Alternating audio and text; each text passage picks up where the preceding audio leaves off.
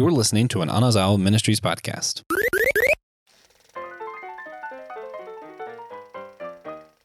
If you have a bad back or bad knees, but feel like you should be playing alongside professional athletes goosed up on steroids, well, you're in luck because we're talking about the movie Basketball for our summer drive-in series. And if you didn't know that voice, that woo, was Josh, and I am Nick, two of your probably most good-looking hosts of Systematic Ecology. And we're wrapping up the end of the drive-in series, which if you didn't know, the drive-in series is just a series where we, the hosts at Systematic Ecology, partnered up, and we had to pick a summer blockbuster film to watch together. We each had our own, and it couldn't be part of a franchise. And then we come together and talk about it, and you get to experience a little ear candy about these movies. Yeah, dude. Yeah, it's such a good point, dude. If those dudes, if you could tell, they're references to Basketball, a movie that you should watch if you like rated R raunchy comedies. Yeah. So Josh, you had not seen this movie before, and for those of you who don't know, Basketball is a movie starring the creators of South Park, Matt Stone and Trey Parker. They had just got South Park approved, so they've only had like one season of South Park. And the summer after, they got they got asked to be a part of this movie. And it's just this slapstick comedy that I'll get into a little bit more. But what did you think, Josh? Dude. Oh man, I laughed a lot. I was cracking up. I was a little bit surprised just because slapstick humor stuff doesn't typically tend to be my gig. Yeah. But I was suspicious I'd like it once you were like, it's the South Park guys. Because I do like some of their like more thought out jokes. You know, I don't like the fart jokes in South Park, you know, like not necessarily literally fart jokes, but like just classifying that type of humor. I don't like that as much. But a lot of times you'll see where they'll do like almost meta humor or humor that's really analyzing our culture of the time. And that's always just like, ironically, I know it sounds like I put a lot of thought into it, but really I just find it funnier. No, 100%. Yeah. And puns. I always think the puns are really funny. Or like stuff where people are doing something and they're criticizing someone else for doing literally the same thing. Yeah. And they just have no idea. That's the kind of stuff where I'm like, that's good humor. So yeah, this had a little bit of the raunchy you mentioned, a little bit of that like, I don't know, maybe you call it like the fart joke kind of humor, but it also had a lot of that like really analytical kind of humor, I guess. Yeah, I think because you were talking about the first year of South Park where they're the first year into their careers, right? They are guys, they're literally like a couple years out of college. And they went from making a first season TV show on Comedy Central, which was like still kind of a newer network at the time. And then they get asked to do a feature film, which is kind of nuts to think about. But Basketball, I'll talk to you. So the plot summary is basically that Trey Parker, the main character, who's known as Coop, and his best friend Reamer, they live together. They go to a house party. Have an old high school friend. They're right around probably early 20s kind of age where everyone's kind of going to college, and they are still stuck in their hometown, you know, hanging out, playing Nintendo. And they end up inventing a basketball game called the Basketball, where they basically blend elements of baseball, but then add a basketball hoop. And they have, so the whole movie is basically like modern sports suck, and they make this like fantasy world where like sports are so commercialized that nobody is attending sports events anymore. And so now they have created this game that any Joe Schmo can play, and there's not allowed to be any corporate sponsorships or basically commercialization besides what is there for the game. And it's basically their journey on getting basketball, this silly invented game, into a professional sport, and then fighting corporate leaders to keep the sport quote unquote pure. Yeah. It was so funny how it started too, because they're at this like party from the old high school hottie or whatever. Yeah. And these two guys challenge him, and they're good at making shots. They're just making the shots. And he's basically trying to describe how they're going to play. He's like, we're not going to really play a game. We're, because they already bet money. They were like, we'll bet you $20 to win. And then these guys come out and they're balling. And it's like, oh crap, how do we beat these guys? Because they're actually good. And they kind of just make up, they like just BSing, make up this thing on the spot. It's like, you just described horse. I was like, no, it's not horse. It's like baseball. Because if I shoot it here, I get a home run. And if I shoot it there, I get a first base. And it was literally just nonsense that ended up becoming like a real thing. Yeah, they go to this party and it's literally a bunch of yuppies. If you can think of like the late 80s, like 90s yuppies, like that's exactly. And they challenge these yuppies to basketball. And like Josh said, they're like, oh, this is easy. Like we play basketball all the time. And they are just alley-ooping, slam dunking these dudes in their khakis, their boat shoes, and their cardigans tied around their neck. That was pretty funny too, honestly. I was like, why are they balling right now? Yeah, probably one of the best jokes starting off. Did you just describe horse? No. Yeah, so good. It's part of it too. Oh, so we'll get more into the jokes and the meat of the movie. But like this movie was written by the guy who did the Naked Gun movies and who did Airplane, which are like legendary slapstick, movies. Airplane started it, and then the first Naked Gun, the other two Naked Guns, I enjoyed them, but they definitely didn't receive the amount of attention as the first one did.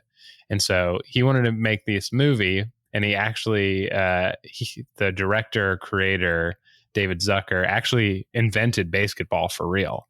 So like him and his friends made this game like back in the day, and like actually a local news station actually came and filmed his friends in their neighborhood doing it. And he was like, I'm going to make a movie about this. That's funny. And what happens if it went pro? Yeah. So which is kind of nuts. And but we did blockbusters and summer blockbusters. So originally he wanted Chris Farley to play the lead, and Chris Farley at the height of his comedy career said no. And then he approached the South Park dudes. David Zucker did. And it was on a budget of like $25 million. And it was actually a flop. It only did $7 million during its time in the theaters. So it was a pretty big flop, but has become kind of like a meme. Big South Park fans, like I'm a huge South Park guy, have the movie, like, still enjoy it every once in a while. Yeah. Yeah. It was pretty funny. It's pretty funny. The biggest challenge though was finding it. So if people are like looking to stream, you got to get like add-on stars with a 7-day trial and watch it like immediately, then go cancel that subscription. Yeah, no doubt. Well, you know what I do? I cheated. I'm like, I'm not paying $10. Of course, you can always rent it on Amazon for like $4 something, I think. But yeah, and it's a movie. I'd say, free trial it. Even still, I would probably even say you could probably go to Walmart, just do the $5 DVD bin. You could probably find it pretty easily. Ooh, that's a good idea. Yeah, go to like we have a big used book media store, and I actually got it from there for like $3. So, So do that, get one of those projectors, put it outside, put a sheet up on your driveway, and you just created your own drive-in. Man, literally. And the nostalgia is super real. I felt some serious nostalgia watching this movie too. Oh yeah, I felt like it was funny because I was feeling the nostalgia feels, and I've never seen it before. But I was like, this is what we like. That was what humor was in the 90s. No, it's real. I think South Park, and I think because they shaped humor so much in the late 90s, early 2000s, that I think that even because the South Park movie, I had revisited it in college and had the nostalgic feeling, but I had never seen the South Park movie until I was in college, and I think they just have that. I get that. Yeah. Same thing with like Stick of Truth. Great game. Oh, so anything South Park. The Fractured Butthole, the sequel to the Stick of Truth. I still haven't played it. I've been wanting to. Levels better than the Stick of Truth. It's so good. Yeah, I love Stick of Truth. I was just afraid nothing could live up to how much I like that. Anyway, I thought the same. Back to basketball.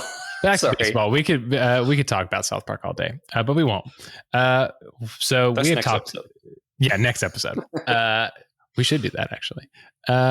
So do you think we kind of said yes, but like, do you think that the movie with all its slapstick comedy and like fart jokes has like a good, legitimate criticism of like the sports industry?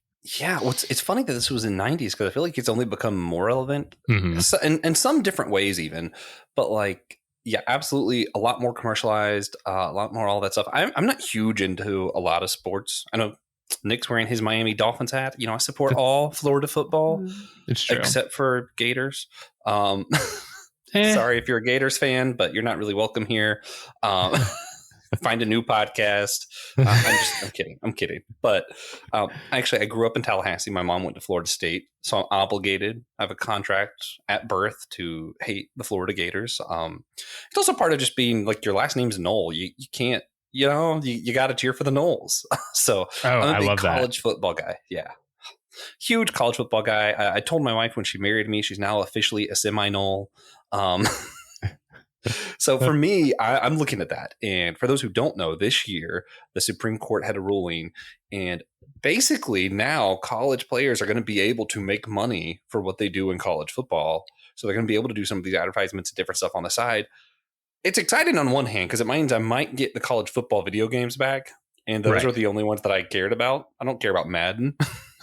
Ow, So I'm like, oh, that's great. But on the other hand, a lot of us are afraid right now who love college football because all of a sudden it's going to become about the money now. It's going to become about these other things. The reason I like college football over pro football is because to me, it seems like they're playing harder because they know they can't get there unless they get it here, And then once they're in pro, they're already making the money.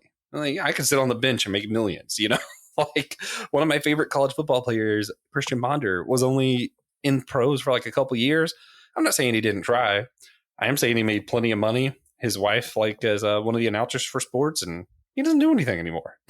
Like he's fine. And that's just, I guess that's like the one fear for me right now that makes it really relevant. And then couple that with like a lot of sports, and this goes with our political series we're doing right now with our show too, is, all of a sudden you see all of these things, whether you agree or not with, they have the Black Lives Matter on the back of the helmets. I fully support that, all that. But, they have like a lot of political stuff on their jerseys, on their helmets, on this. And it has driven a lot of people away from watching sports because they're like, I just want the sport. I don't want all this other stuff. Yeah, I think it's almost like basketball does like it's like a post-apocalyptic sports movie where like everything else is fine except like the state of sports. Yeah. And it's like that's an actually ongoing joke throughout where, they talk about Shaq and they're like, where do you think Shaq made all his money? And like they're talking about like when he actually went pro, when he went to the Lakers, and they're like, oh yeah, when he was in college, and everyone's like, what? No. Yeah, it's supposed to be he didn't make it in Miami. He made it when he sold out and traded to LA. But everybody's answer actually kept being when he was in college. And now it's funny because that might be true soon. Also, if you saw Nick Saban's paychecks, Lord. Good Lord. Yeah. I mean, the fact that man was doing freaking Aflac commercials. I mean, even before that, right? Even before that. Yeah. Which that's my commentary of the day. They talked about like early on in the movie, there's like sports used to be done for the nobility's sake. Like we like to see how good humans can be at stuff. Like it was about the thing. And that's one of my big criticisms against Nick Saban. He has his team do all this like psychoanalysis stuff to like mess with the other team. We're going to go out there and stomp on their logo. We're going to be disrespectful and all this ways so that they get upset and we can beat them. Because for him, it's all about winning. It's not about the sport anymore. Yeah. I know a lot of people love him. I know a lot of people love Alabama football. But for me, I'm like, you're ruining the game with some of this where you're making it about things that aren't the sport itself, Yeah. Yeah. They tie it, which is really interesting because South Park lives in this weird space, the creators, where they like grew up punk kids and they're like kind of against the system, but they're also like, they tie a lot of their stuff to like American exceptionalism and like you said, they talked about like how sports was like a metaphor for like the achievement and growth that is possible, and can be exceeded by humans, particularly in the United States, and how, like you said, it's critiquing like the selling out part of it. So it's just really interesting because there's lots of images of like, like when they do stuff like the American things, right? Like the American flag will play, or they'll do the Pledge of Allegiance. And like, I thought that was just because South Park has this weird, they also did a movie called Team America, which is like all about critiquing like the Bush administration's foreign policy. Mhm. And so anyway, it's just interesting to watch a movie that was made 6 years earlier that's like sports America, and then later on they're like America. Yeah.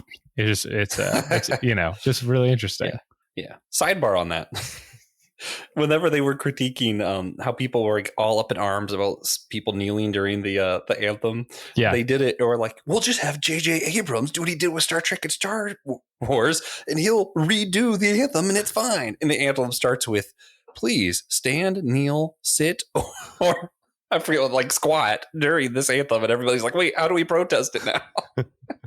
Yeah, that was Like, a South Park episode, and J.J. Abrams tries to redo the anthem, and everyone's just confused, and then it just muddles the anthem and ruins it for everybody. It's so good. That had me cracking up.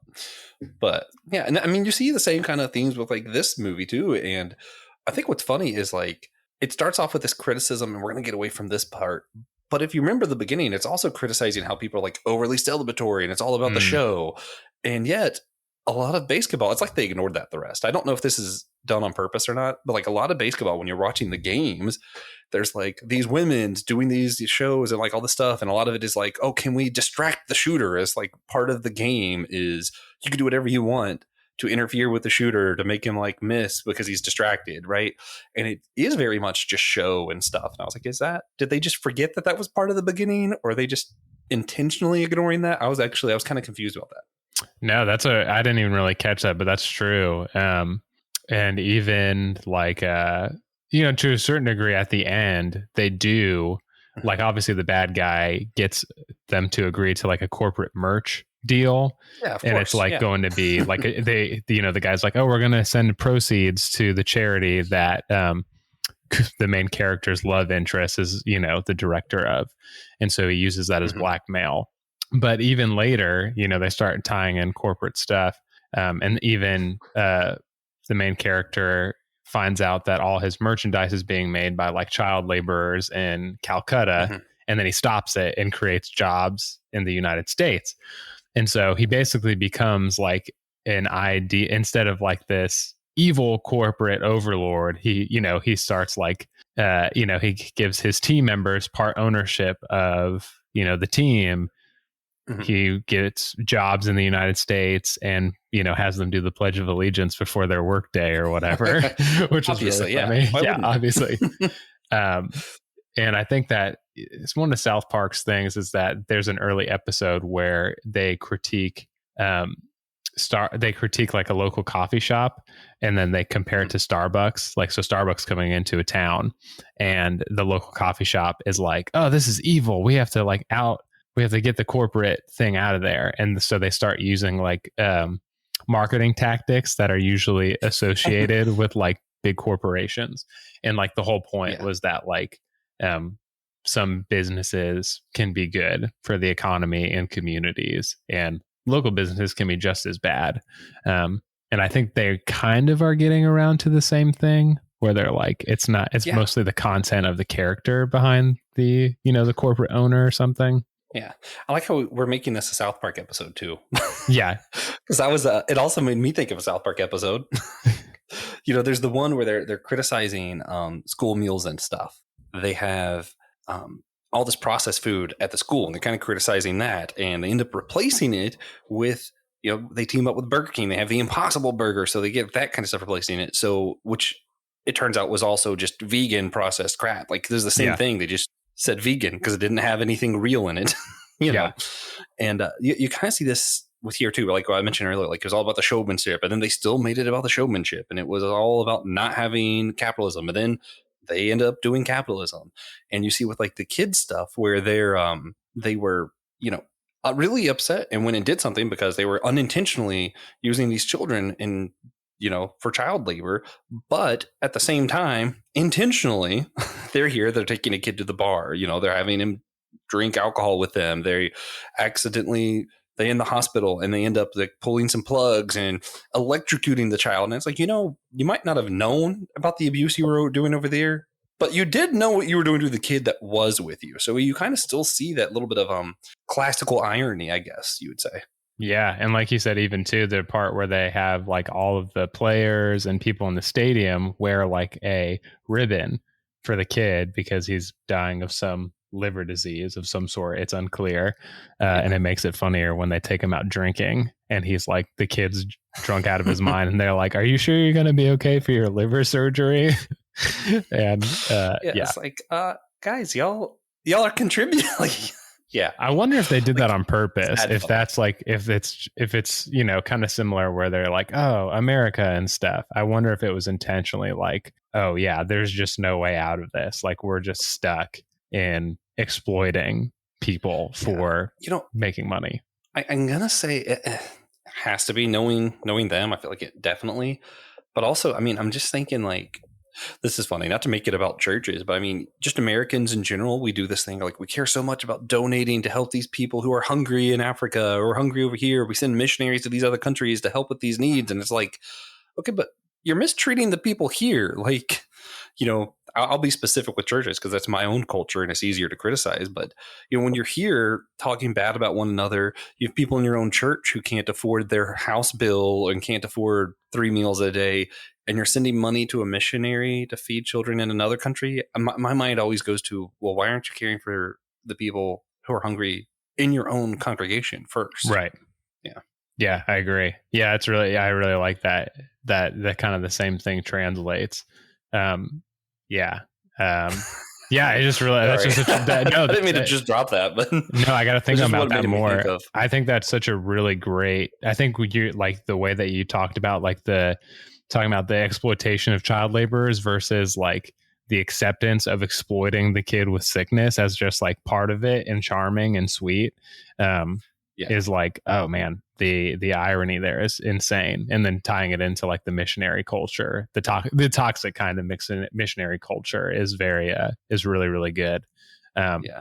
Well, funny thing though, this is one of the funny jokes that does tie in. Whenever he goes over country to like save those people in the other country, those kids, they've tried to solve the mystery of why he's missing, right? So the first one, it was like maybe he hung himself because one guy was like, I don't care if he killed himself, And then the next one, it was this lady was like, he doesn't care about people who are in harm. It's like maybe he's with children who are in the worst situation. Disney World. I was like, why? Like, why are we just like? I feel like something must have been happening in the '90s with Disney, but I was like, that was still funny. I was like, why? Yeah, I also was like, wait a second, like what's happening with Disney that they're like, yeah, this is even worse place for Yeah. children. Also, they have Robert Stack, I think is his name, who was the Yeah. host for freaking Unsolved Mysteries, and they actually Yeah. brought him in. That was so funny. So great. I had forgotten about the Oh, whole Unsolved Mysteries bit. and they actually got Reggie in the film. Oh yeah. God, that was cool. Another outdated joke though. There was another one. They were talking about how the kid, like everybody being like drunk, smelling like alcohol. Like they smell like Robert Downey Jr. I was like, oh, that's right. He was not in a great place in the '90s. That joke does not age well, but it's also one of the more funnier jokes, and Yeah. that's one I Yeah. allowed myself to laugh pretty hard at. Yeah, Yeah. but for those of you out there, be warned. It's I think it's rated R. It's the South Park guys, so you guys know the caution. But also, there's some jokes that really didn't age well. There's a lot of like homophobic jokes, and lots of like racial stereotype jokes, like when they go to India, like the kids are wearing hard hats and the hard hats are shaped like turbans, and you're like, oh gosh. I was trying not to laugh though. I was like, I know this is terrible, but Yeah, it's a late well, it was like, 90s. It was stuff that was pretty commonplace, like the jokes. yeah, They were pretty we learned commonplace. better. We did. We did. Although But I still thought it was interesting and a little bit amusing because the one joke, I'm not going to repeat the joke. They do make a joke that was kind of homophobic. Like, oh no, that wasn't a homophobic joke. That was a Australia joke, but they got a flag, which I didn't know you could get flags in basketball because you can taunt people, but apparently you can get a flag for being homophobic. After all, they did. Yeah, that was yeah, interesting. Where I was like, that's the only penalty someone got was yeah, that's making the a only gay penalty you joke. can get. Apparently, yeah, you could literally squirt milk out of your nipple, pretend to cut your finger off, moon someone, but you can't. That's the line. What's interesting too is South Park was one of the first shows that was like on the front lines for fighting for like gay rights and stuff. Like there were Really? great gay Yeah, I rights didn't know that. organizations in the United States that like were like thanked South Park, and like South Park did a lot of work with a lot of gay That's rights. awesome. Yeah. So weird, kind of dichotomy of like making out very strong gay jokes to also being like people should marry whoever they want. Yeah. Very interesting. Yeah. But so I guess too, before we wrap it up, like obviously South Park and the South Park dudes have like shaped humor, like contributed to the popularization of adult animation, but they were actually the first. There was the first instance of the word derp actually happened at the beginning of the film, and for those of you who don't know, derp. I'm sure most people here have to know what derp is, right? Like derpiness, derpy derp derp. It's kind of an abstract term that makes used in South Park a lot. Yeah, it really is. And I thought that was interesting, and just just it's obviously we've talked about just how its impact has and why it's important to discuss it. But I thought that even before, like their first outside of South Park, they invented like a meme word, and I was like, how cool is that? Oh yeah. No, I love that you included that in the notes. Whenever we first got my dog, I got a little beagle named Copper. We both, me and my wife, were on the way there. Like, beagles are really derpy dogs. Oh yeah. So we looked up like derpy names, and we were trying to figure out what to name them. I ended up naming him after Fox and the Hound, but I still sometimes will call him my little derpy boy. So I love that you included that. That makes me happy, and just like the fact that like you just shared your animal, your intimate moments with your animals, because I'm imagining calling them your little derpy boy and my little derpy boy. Yeah. Yeah, whenever like runs into a wall or something just stupid, you're like, "Oh, my little derpy boy, come here."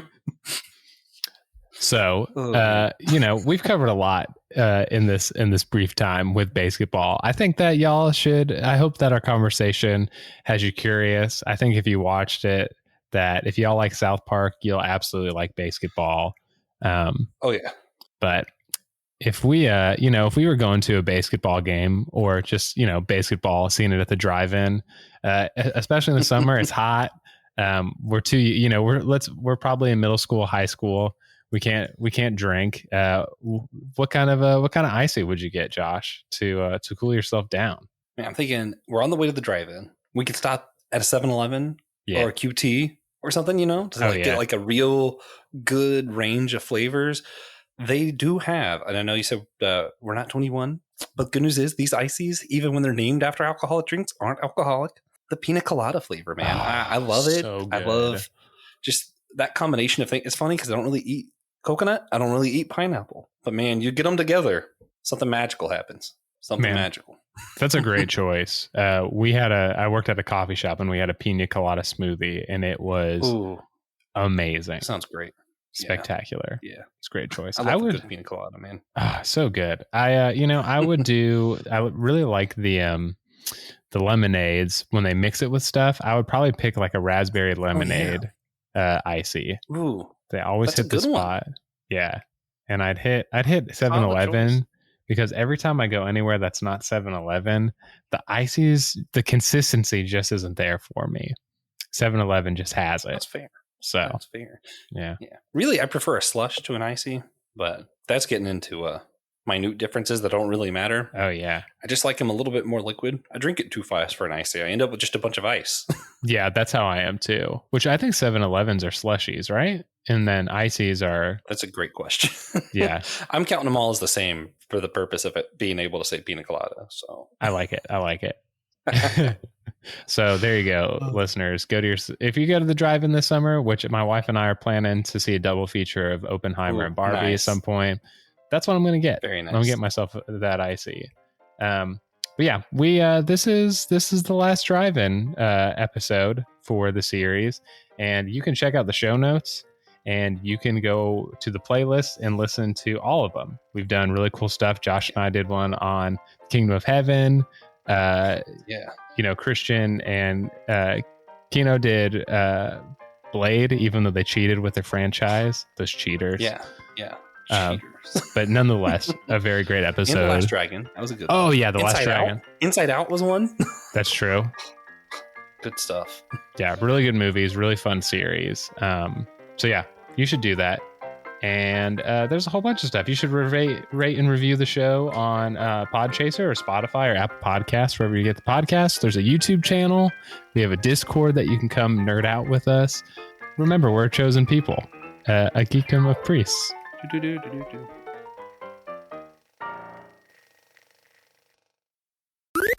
This was an Anazao Ministries podcast. If you enjoyed this show and would like to learn more about our network, be sure to check out the Anazao Ministries podcast network.